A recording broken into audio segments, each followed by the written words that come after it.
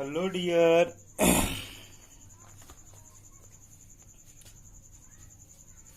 The fundamental unit of life that is cell. Dear student, हम लोग cell के कुछ summary discoveries, who discover cell, Robert Hooke, nucleus, Robert Brown, ये सब studies कर लिए थे।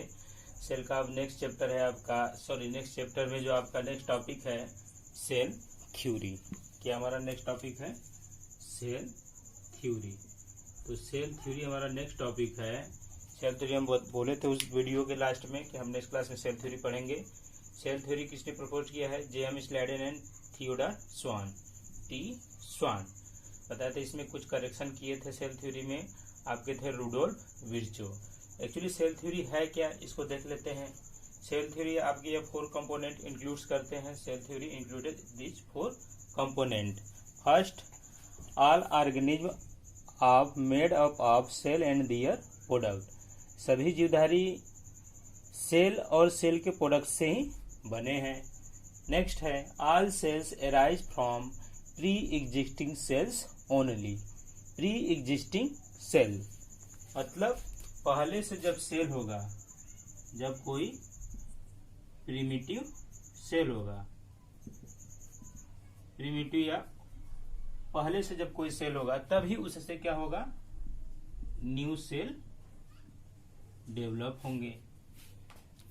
वो सेल डिवाइड करेंगे। जैसे कोई सेल है, ये डिवाइड किए और 2 डॉटेड सेल बन गए।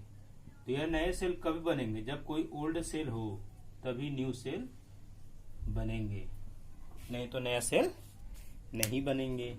यही बोला जाता है all cell arise from pre existing cells only. यह उसी कॉन्सेप्ट है रुडोल्फ विर्चो का ओमनी सेलुला ई सेलुली, जिसका लैटिन मीनिंग होता है, फ्रेज है और प्री एग्जिस्टिंग सेल। थर्ड है cell is the structure and functional unit of life. यह सेल का जनरल डिफिनेशन है, यह भी सेल थ्योरी में इंक्लूड कर दिया गया है। और लास्ट है every organism starts its life as a single cell. Means सभी का लाइफ किससे स्टार्ट होगा? As a single cell. वह सिंगल सेल कौन होगा? जाइगोट। जाइगोट से सबका लाइफ शुरू होता है और फिर आगे प्रोसीड करता है। ऐसा नहीं कि सभी का लाइफ जाइगोट से शुरू होगा, कुछ के लाइफ गैमेट से भी शुरू होंगे, हैप्लॉइड से। जाइगोट डिप्लॉइड होते हैं। जैसे ड्रोन क्या होंगे? हैप्लॉइड है, फिर भी हनी बी का एक स्पीसीज है मेल ड्रोन, हैप्लॉइड है, उसका लाइफ आपका हैप्लॉइड से शुरू होता है।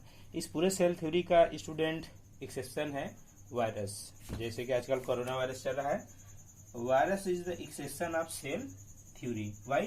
Because virus is a not cellular structure. Virus consist as a cellular. Dear student, उसके बाद आपके बुक में कुछ और भी टॉपिक्स हैं जो हम उसको समझा रहे हैं। देखिए आपका एक टॉपिक है छोटा सा, प्रोटोप्लाज्म। प्रोटोप्लाज्म क्या है? अगर हम प्रोटोप्लाज्म को डिफाइन करना चाहेंगे तो एक सेल को समझना होगा। सेल में क्या होंगे? अगर ये प्लांट सेल है तो that is cell wall, cell membrane and nucleus, that is cytoplasm, that is cytoplasm, that is nucleus. Cytoplasm and nucleus that is develop protoplasm. Cytoplasm और न्यूक्लियस को हम एक साथ लेकर अगर बात करेंगे तो इसको हम क्या बोलेंगे? प्रोटोप्लाज्म।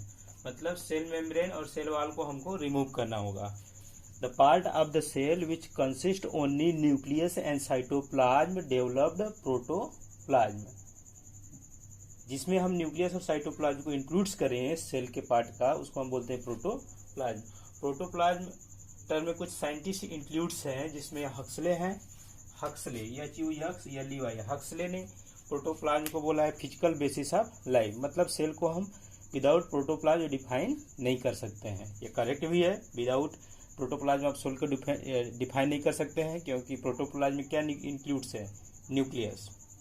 तो यह सेल का क्या है? Physical basis of life. Dujardin ने प्रोटोप्लाज्म के लिए सार्कोट टर्म का यूज किया 1835 में, एंड पुरकिंजे ने 1837 में प्रोटोप्लाज्म सबसे पहले नाम दिया। प्रोटोप्लाज्म टर्म किसने दिया? पुरकिंजे। उसके बाद जीन है। जीन क्या है? स्मॉलेस्ट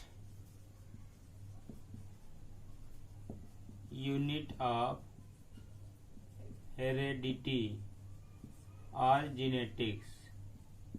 जीनेटिक्स या हेरेडिटी का जो सबसे स्मॉलेस्ट यूनिट है उसको हम क्या बोलते हैं? जीन। जीन को भी आप सबसे स्मॉलेस्ट यूनिट बोलते हैं हेरेडिटी का। देन डीएनए है। DNA is the deoxy ribo nucleic acid. इसका स्ट्रक्चर दिए हैं वाटसन और क्रिक ने। इसके लिए उनको नोबेल प्राइज भी दिया गया है। FR क्लास में पढ़ेंगे डीएनए के बारे में। ये हमारे जेनेटिक मटेरियल है डीएनए। और कुछ प्लांट और वायरसेस में क्या होते हैं? आरएनए भी जेनेटिक मटेरियल होते हैं। इसको हम बोलते हैं deoxy ribonucleic acid. Deoxy ribonucleic acid, sorry, ये आपका राइबोन्यूक्लिक एसिड होंगे,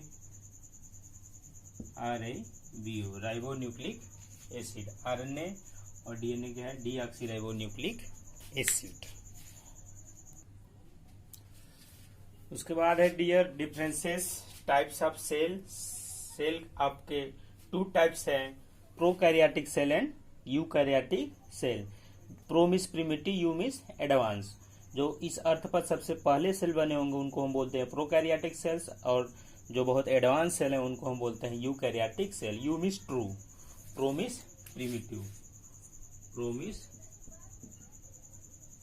primitive and eu means true. यह सत्य सेल है और यह प्रिमिटिव सेल है। तो सबसे पहले प्रिमिटिव सेल कौन है? बैक्टीरिया, अमीबा, पैरामीशियम, ये सब क्या है? Primitive cell. तो प्रिमिटिव सेल में बैक्टीरिया को हम बता रहे हैं, बैक्टीरिया को ही आप लोग आगे स्टडीज भी करेंगे। तो इस तरह से प्रोकैरियोटिक सेल और यूकैरियोटिक सेल्स का क्या मिल जाएगा आपको? डिफरेंस मिल जाएगा। प्रोकैरियोटिक सेल्स में बैक्टीरिया को इंक्लूड किया गया और यूकैरियोटिक सेल्स में प्लांट, एनिमल, फंजाई सब क्या है? Eukaryotic cells. तो जो बैक्टीरिया है डियर, आप डिफरेंसेस देखेंगे प्रोकैरियोट यूकैरियोट में, तो आप पाओगे तो प्रोकैरियोट का जो साइज है वो क्या है? 1 to 10 मिलीमीटर, 1 से 10 मिलीमीटर साइज होगा। और यूकैरियोट के 5 से 100 मिलीमीटर। एंड न्यूक्लियस प्रोकैरियोट में अब्सेंट है और इसमें यूकैरियोट में क्या होंगे? प्रेजेंट्स हैं। आपके प्रोकैरियोट में क्रोमोसोम क्या होंगे? सिंगल होंगे। और यूकैरियोट में मोर देन 1 क्रोमोसोम। यूकैरियोट में 1 से ज्यादा क्रोमोसोम होते हैं। जैसे हम ही लोगों में बात करोगे तो ह्यूमन में कितने क्रोमोसोम है? ह्यूमन में टोटल 46 क्रोमोसोम है। तो हम लोग यूकैरियोट हैं। यूकैरियोट में नंबर ऑफ क्रोमोसोम ज्यादा होंगे, बट प्रोकैरियोट में क्रोमोसोम ऑलवेज क्या होंगे? सिंगल, एक ही क्रोमोसोम होंगे। प्रोकैरियोट में आपके न्यूक्लियस अब्सेंट होंगे और यूकैरियोट में न्यूक्लियस प्रेजेंट होंगे। न्यूक्लियस होंगे और उनके चारों तरफ न्यूक्लियर मेम्ब्रेन में होगा, बट यूकैरियोट में न्यूक्लियस नहीं होगा। क्यों? क्योंकि न्यूक्लियर मेम्ब्रेन नहीं बनते हैं। बट आप देखोगे आगे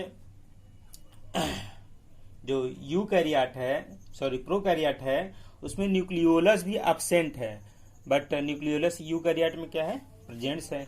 तो हमें समझना होगा कि न्यूक्लियस क्या है और न्यूक्लियोलस क्या है। समझ लीजिए इसको। जैसे यह जेनेटिक मटेरियल है, जेनेटिक मटेरियल के चारों तरफ एक मेम्ब्रेन है, तो इसको हम बोलेंगे न्यूक्लियस। अगर यह मेम्ब्रेन नहीं होगा, मेम्ब्रेन नहीं है इस तरह से, तो अब यह क्या डेवलप कर लेगा? Nucleolus, that is nucleolus. And well develop structure of the genetic material develop nucleus, and primitive or poor develop of the structure of the genetic material called nucleolus। जब न्यूक्लियर मेम्ब्रेन नहीं होंगे genetic material के चारों तरफ, उसे हम कहेंगे nucleolus. Then उसके बाद है मेम्ब्रेन बाउंड सेल ऑर्गेनेल्स।